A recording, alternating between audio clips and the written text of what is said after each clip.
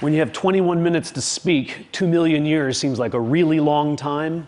But evolutionarily, 2 million years is nothing. And yet in 2 million years, the human brain has nearly tripled in mass, going from the 1¼ pound brain of our ancestor here, habilis, to the almost 3-pound meatloaf that everybody here has between their ears.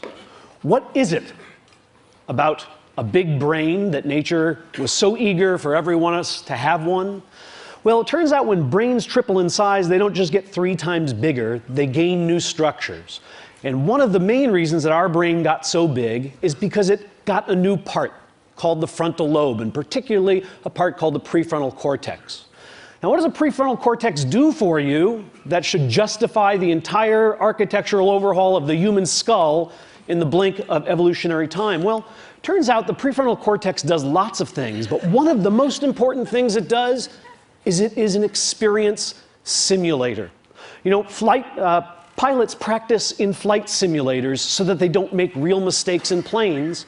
Human beings have this marvelous adaptation that they can actually have experiences in their heads before they try them out in real life. This is a trick that none of our ancestors could do, that no other animal can do quite like we can. It's a marvelous adaptation. It's up there with opposable thumbs and standing upright in language as one of the things that got our species out of the trees and into the shopping mall. Now, all of you have done this. I mean, you know, Ben & Jerry's doesn't have liver and onion ice cream, and it's not because they whipped some up, tried it, and went yuck. It's because without leaving your armchair, you can simulate that flavor and say yuck before you make it. Let's see how your experience simulators are working. Let's just run a quick diagnostic before I proceed with the rest of the talk. Here's 2 different futures that I invite you to contemplate, and you can try to simulate them and tell me which one you think you might prefer. One of them is winning the lottery. This is about $314 million, and the other is becoming paraplegic. So just give it a moment of thought. You probably don't feel like you need a moment of thought. And interestingly, there are data on these 2 groups of people, data on how happy they are. And this is exactly what you expected, isn't it? But these aren't the data. I made these up. These are the data. You failed the pop quiz and you're hardly 5 minutes into the lecture. Because the fact is that a year after losing the use of their legs and a year after winning the lotto, lottery winners and paraplegics are equally happy with their lives. Now, don't feel too bad about failing the first pop quiz because everybody fails all of the pop quizzes all of the time. The research that my laboratory has been doing, that economists and psychologists around the country have been doing, have revealed something really quite startling to us. Something we call the impact bias, which is the tendency for the simulator to work badly. For the simulator to make you believe that different outcomes are more different than in fact they really are. From field studies to laboratory studies, we see that winning or losing an election, gaining or losing a romantic partner, getting or not getting a promotion, passing or not passing a college test, on and on, have far less impact, less intensity, and much less duration than people expect them to have. In fact, a recent study, this almost floors me, a recent study showing how major life traumas affect people suggests that if it happened over 3 months ago with only a few exceptions, it has no impact whatsoever on your happiness. Why? Because happiness can be synthesized. Sir Thomas Browne wrote in 1642, "I am the happiest man alive. I have that in me that can convert poverty to riches, adversity to prosperity. I am more invulnerable than Achilles. Fortune hath not one place to hit me." What kind of remarkable machinery does this guy have in his head? Well, it turns out it's precisely the same remarkable machinery that all of us have. Human beings have something that we might think of as a psychological immune system, a system of cognitive processes, largely non-conscious cognitive processes, that help them change their views of the world so that they can feel better about the worlds in which they find themselves. Like Sir Thomas, you have this machine. Unlike Sir Thomas, you seem not to know it. We synthesize happiness, but we think happiness is a thing to be found. Now, You don't need me to give you too many examples of people synthesizing happiness, I suspect, though I'm going to show you some experimental evidence. You don't have to look very far for evidence. As a challenge to myself, since I say this once in a while in lectures, I took a copy of the New York Times and tried to find some instances of people synthesizing happiness. And here are 3 guys synthesizing happiness. I'm so much better off physically, financially, emotionally, and almost every other way, mentally, almost every other way.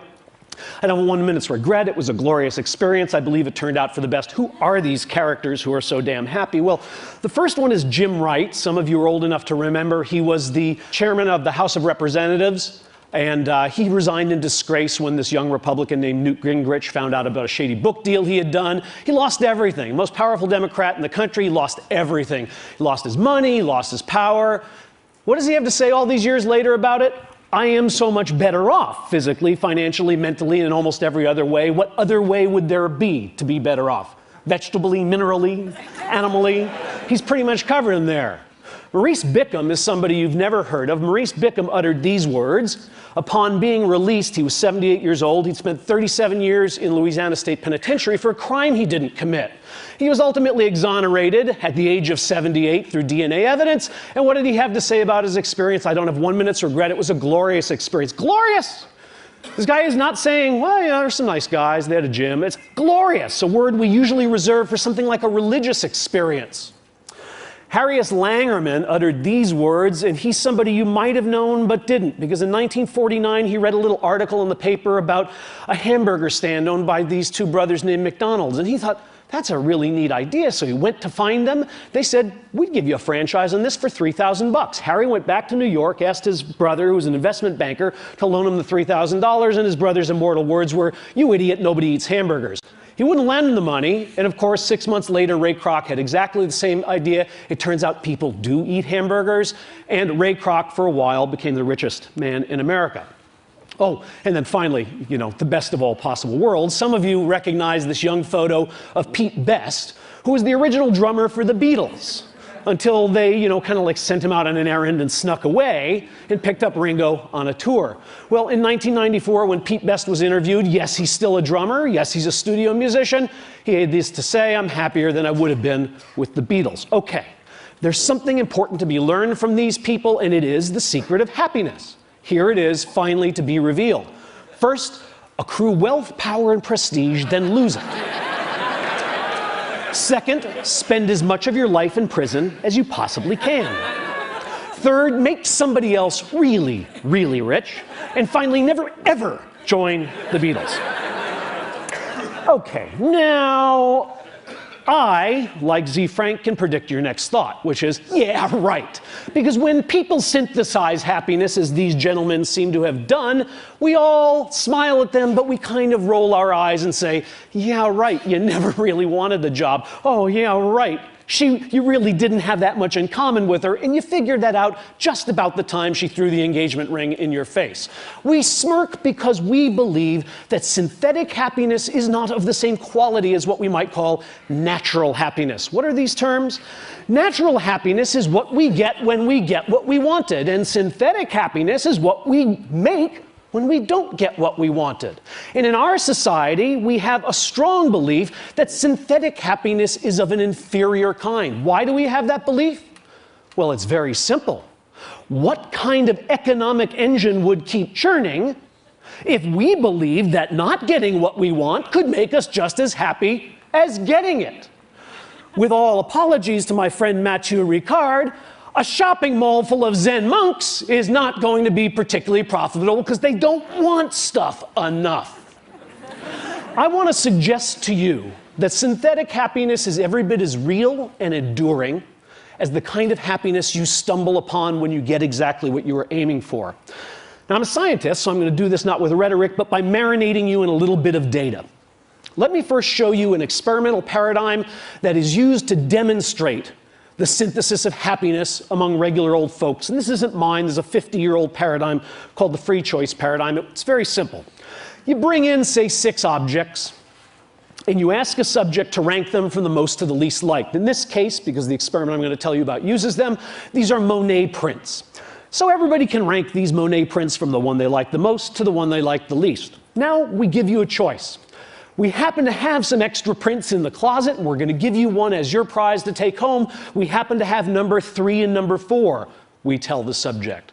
There's a bit of a difficult choice because neither one is preferred strongly to the other, but naturally people tend to pick number 3 because they liked it a little better than number 4. Sometime later, it could be 15 minutes, it could be 15 days, the same stimuli are put before the subject and the subject is asked to re-rank the stimuli. Tell us how much you like them now. What happens? Watch as happiness is synthesized. This is the result that has been replicated over and over again. You're watching happiness be synthesized. Would you like to see it again? Happiness. The one I got is really better than I thought. That other one I didn't get sucks. That's the synthesis of happiness. Now, what's the right response to that? Yeah, right. Now, here's the experiment we did, and I hope this is going to convince you that yeah, right was not the right response. We did this experiment with a group of patients who had anterograde amnesia. These are hospitalized patients. Most of them have Korsakoff syndrome, polyneurotic psychosis, that they drank way too much and they can't make new memories. Okay, they remember their childhood, but if you walk in and introduce yourself and then leave the room, when you come back, they don't know who you are. We took our Monet prints to the hospital, and we asked these patients to rank them from the one they liked the most to the one they liked the least. We then gave them the choice between number 3 and number 4. Like everybody else, they said, gee, thanks, doc, that's great. I could use a new print. I'll take number 3. We explained we would have number 3 mailed to them. We gathered up our materials, and we went out of the room and counted to a half hour. Back into the room. We say, hi, we're back. The patients, bless them, say, oh, doc, I'm sorry, I got a memory problem. That's why I'm here. If I've met you before, I don't remember. Really, Jim, you don't remember? I was just here with the Monet prints. Sorry, doc, I just don't have a clue. No problem, Jim. All I want you to do is rank these for me from the one you like the most to the one you like the least. What do? Well, let's first check and make sure they're really amnesic. We asked these amnesic patients to tell us which one they own, which one they chose last time, which one is theirs. And what we find is amnesic patients just guess. These are normal controls. If I did this with you, all of you would know which print you chose. But if I do this with amnesic patients, they don't have a clue. They can't pick their print out of a lineup. Here's what normal controls do. They synthesize happiness, right? This is the change in liking score, the change from the first time they ranked to the second time they ranked. Normal controls show, that was the magic I showed you. Now I'm showing it to you in graphical form. The one I own is better than I thought. The one I didn't own, the one I left behind, is not as good as I thought. Amnesics do exactly the same thing. Think about this result. These people like better the one they own, but they don't know they own it. Yeah, right is not the right response. What these people did when they synthesized happiness is they really, truly changed their affective, hedonic, aesthetic reactions to that poster. They're not just saying it because they own it, because they don't know they own it. Now, when psychologists show you bars, you know that they are showing you averages of lots of people. And yet, all of us have this psychological immune system, this capacity to synthesize happiness, but some of us do this trick better than others. And some situations allow anybody to do it more effectively than other situations do. It turns out that freedom, the ability to make up your mind and change your mind, is the friend of natural happiness, because it allows you to choose among all those delicious futures and find the one that you would most enjoy. But freedom to choose, to change and make up your mind, is the enemy of synthetic happiness. And I'm going to show you why. Dilbert already knows, of course. You're reading the cartoon as I'm talking. Dogbert's tech support, how may I abuse you? My printer prints a blank page after every document. Why would you complain about getting free paper? Free? Are you just giving my own paper? Egad, man, look at the quality of the free paper compared to your lousy regular paper. Only a fool or a liar would say that they look the same. Huh, now that you mention it, it does seem a little silkier. What are you doing? I'm helping people accept the things they cannot change. Indeed. The psychological immune system works best when we are totally stuck, when we are trapped. This is the difference between dating and marriage, right? I mean, you go out on a date with a guy and he picks his nose. You don't go out on another date. You're married to a guy and he picks his nose. Yeah, he has a heart of gold, don't touch the fruitcake, right? You find a way to be happy with what's happened.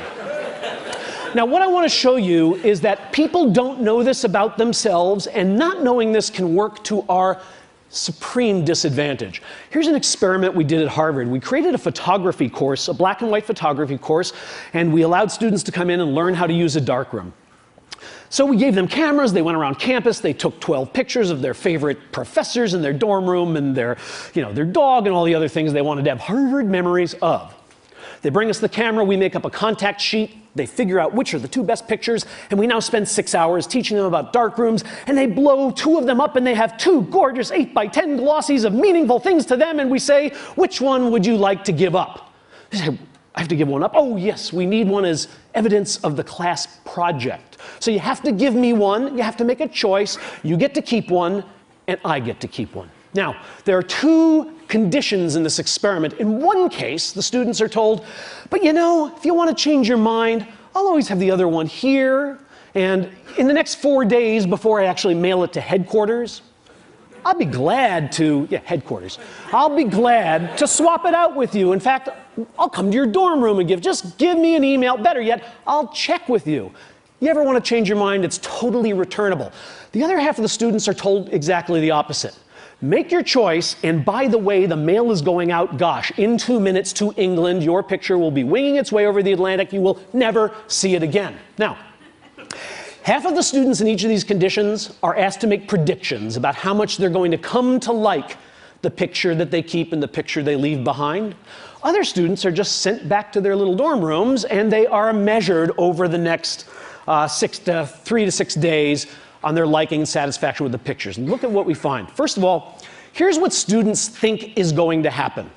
They think they're going to maybe come to like the picture they chose a little more than the one they left behind, but these are not statistically significant differences. It's a very small increase, and it doesn't much matter whether they were in the reversible or irreversible condition. Wrong-o. Bad simulators. Because here's what's really happening, both right before the swap and 5 days later. People who are stuck with that picture, who have no choice, who can never change their mind, like it a lot. And people who are deliberating, should I return it? Have I gotten the right one? Maybe this isn't the good one. Maybe I left the good one, have killed themselves. They don't like their picture. And in fact, even after the opportunity to swap has expired, they still don't like their picture. Why? Because the irreversible condition is not conducive to the synthesis of happiness. So here's the final piece of this experiment. We bring in a whole new group of naive Harvard students, and we say, you know, we're doing a photography course, and we can do it one of 2 ways. We could do it so that when you take the 2 pictures, you'd have 4 days to change your mind, or we're doing another course where you take the 2 pictures and you make up your mind right away and you can never change it. Which course would you like to be in? Duh! 66% of the students, 2/3, prefer to be in the course where they have the opportunity to change their mind. Hello? 66% of the students choose to be in the course in which they will ultimately be deeply dissatisfied with the picture. Because they do not know the conditions under which synthetic happiness grows. The bard said everything best, of course, and he's making my point here, but he's making it hyperbolically. 'Tis nothing good or bad, but thinking makes it so. It's nice poetry, but that can't exactly be right. Is there really nothing good or bad? Is it really the case that gallbladder surgery and a trip to Paris are just the same thing? Nah, that seems like a one-question IQ test. They can't be exactly the same. In more turgid prose, but closer to the truth, was the father of modern capitalism, Adam Smith, and he said this. This is worth contemplating. The great source of both the misery and disorders of human life seems to arise from overrating the difference between one permanent situation and another. Some of these situations may no doubt deserve to be preferred to others, but none of them can deserve to be pursued with that passionate ardor which drives us to violate the rules either of prudence or of justice, or to corrupt the future tranquility of our minds either by shame from the remembrance of our own folly or by remorse for the horror of our own injustice. In other words, yes, some things are better than others. We should have preferences that lead us into one future over another. But when those preferences drive us too hard and too fast because we have overrated the difference between these futures, we are at risk. When our ambition is bounded, it leads us to work joyfully. When our ambition is unbounded, it leads us to lie, to cheat, to steal, to hurt others, to sacrifice things of real value. When our fears are bounded, we're prudent, we're cautious, we're thoughtful. When our fears are unbounded and overblown, we're reckless and we're cowardly. The lesson I want to leave you with from these data is that our longings and our worries are both to some degree overblown because we have within us the capacity to manufacture the very commodity we are constantly chasing when we choose experience. Thank you.